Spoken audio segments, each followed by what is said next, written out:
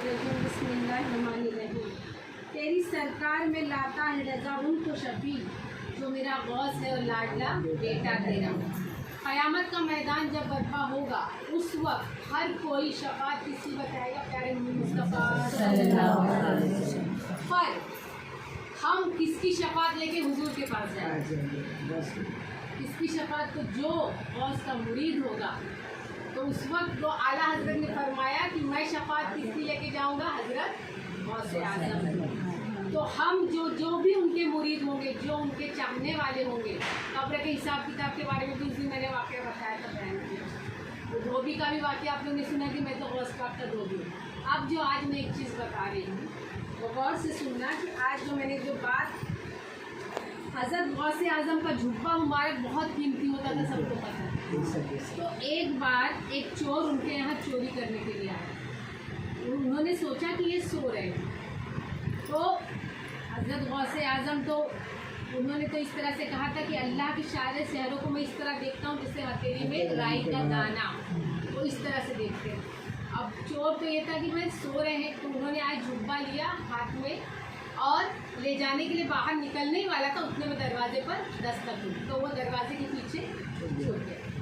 जब छुप गया तो दस्तक हुई तो कौन आए थे? हज़रत खिज़र अलैहिस्सलाम। खिज़र अलैहिस्सलाम आए थे। वो राय मशवरा करते थे कि कुतुब किसको करना है, अब्दाल किसको करना है। तो बसरा का जो एक कुतुब था उनका इंतकाल हो गया, तो वो ये कहने के लिए आए थे कि वहाँ का बसरा का जो कुतुब है उनका इंतकाल होगा, वहाँ किसे मुकर्रर किया जाए। तो उन्होंने कहा कि वहाँ किसे मुकर्रर किया जाए। तो आखिर बंद है गौसे आज़म की, कह रहे दरवाजे के पीछे जो एक शख्स खड़ा है ना, उसे ले जाओ, उसे कुतुब मुकर्रर कर दो। आखिर बंद है, दरवाजे के पीछे एक शख्स खड़ा है, उसको ले जाओ, उसको कुतुब मुकर्रर कर दो। अब वो बिल्कुल हड़बड़ा के बाहर निकला, बोले मेरी क्या औकात कि मैं कुतुब बन जाऊँ, मेरी क्या औकात है, मैं ये सब क्या कर सकता हूँ। तो अब ये तो मामला हुआ किसे कुतुब बोले, वो मैं जानता हूँ किसे क्या बनाना है। अल्लाह ने मुझे ये अख्तियार दिया है, किसे कुतुब बनाओ, किसको अब्दाल बनाओ, किसको क्या बनाओ, ठीक है। अब ये समझो ये वाक़या बाजू रह गया कि चोर को कुतुब का दर्जा मिल गया। क्यों दर्जा मिला? कि उसके हाथ में दामन में किसका जुब्बा था? भले वो चोरी करने आया था, लेकिन दामन किसका पकड़ा हुआ था? तो जिनके हाथ में उनका दामन होगा वो चोर होगा, वो भी वली बन जाएगा, डाकू भी वली बन जाएंगे। तो हमें हज़रत गौसे आज़म का दामन थामे रहना है, चाहे कितने भी बड़े गुनहगार होंगे। अल्लाह ने ये फरमाया है कि जो उनका मुरीद होगा, उनका चाहने वाला होगा, बिना तौबा करे हुए से मौत नहीं आएगी।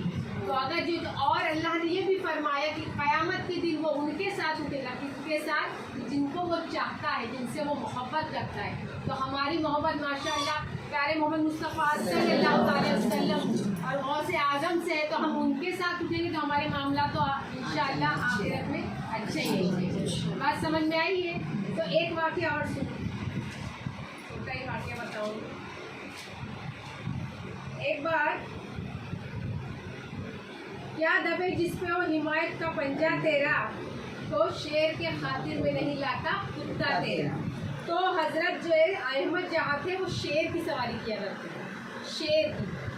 अब वो एक बार हजरत गौसे आज़म की बारगाह में आए। अब उनकी ये था शान थी कि वो शेर से सवारी करते और जहाँ जाते कहते मेरा इंतज़ाम अगर आप कर रहे हो तो मेरा जो शेर है उसके लिए भी इंतज़ाम अच्छी तरह से होना चाहिए। अब हज़रत गौसे आज़म के बारगाह में उन्होंने कहा मेरे शेर के लिए भी इंतज़ाम होना चाहिए। हज़रत गौसे आज़म ने कुछ नहीं कहा, वो हर एक की खातिर तवज्जो तो करते ही थे अच्छे से। अब ये हुआ कि जब उनको अच्छी तरह से खातिर वगैरह की गई तो उनके जो लंगर खाने में गाय वगैरह रहती, तो बोले एक गाय जो है उनको पेश कर दो उनके शेर को। अब वहाँ से गाय को शेर के सामने पेश किया गया। तभी वहाँ से जो, अभी गौर से सुनना, उनकी बारगाह में जो कुत्ता, मतलब इसे दस्तरखान से जो बच जाता था, हड्डी वगैरह जो भी जो बच जाता था वो फेंका जाता था, तो उसको खा के वहाँ पे पलता था, बिल्कुल कमज़ोर सा था तब। तो पाला हुआ नहीं था, पला हुआ, उनकी दरगाह पे पला हुआ, बारगाह में जो मतलब जूठन वगैरह गिरती थी, पला हुआ था, वो फेंका जाता, उससे खा के वो पल रहा था। अब पल रहा था, जब जैसे ही यहाँ से इन्होंने अपने शेर को इशारा किया कि वो गाय है, उस तरह से जाओ अपना मतलब खा लो। अब शेर यहाँ से बढ़ा, उतने में वहाँ से वो कुत्ते ने छलांग लगाई और उनके शेर को चीर फाड़ दी।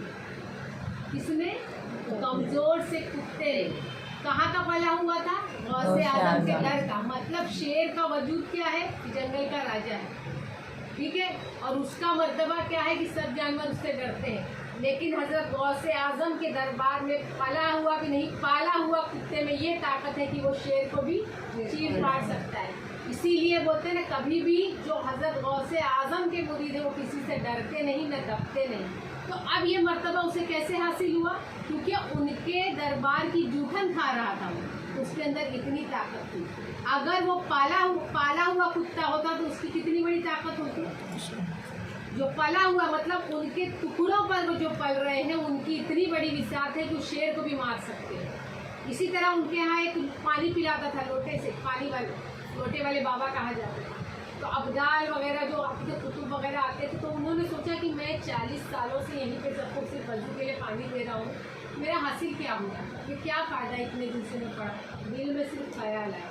अब वो वहाँ से बोला कि वहाँ पे तो मुसाफिर निकल रहे थे, वो 3 जन बोले मैं भी तुम्हारे साथ एक करता हूँ, मदीने की तरफ निकल जाता हूँ, यहाँ से काफ़ी दिन से पानी पिला रहा हूँ। अब रास्ते में निकले, लेकिन ये जो थे फरिश्ते ज़्यादा कुछ खाते पीते हैं नहीं इस तरह से। अब रास्ते में जब निकले, एक दिन हुआ उसने सफ़र, 2 दिन हुआ सफ़र, तीसरे दिन जब भूख से हालत ख़राब हुई तो कहने लगा कि क्या आप लोग कुछ खाते पीते नहीं है? बोले नहीं, हम लोग का मामूल है, हम लोग लिमिट से जो भी है 2-3 में 3 दिन में खाते हैं, तुमको हमारे साथ सफ़र करना है तो तुम्हें इसी तरह से रहना। तो बोले ठीक है, लेकिन अब मुझसे बर्दाश्त नहीं, आप लोग कुछ भी करो, मेरे लिए खाने का इंतजाम। तो उन्होंने दस्तरखान मतलब जान नमाज बिछाई, हाथ बुलंद किए तो आसमान से एक दस्तरखान नाजिल हो गया। हाँ, अब नाजिल हो गया, उन्होंने अच्छे से खा पी लिया। फिर इसी तरह से 2 दिन बीता।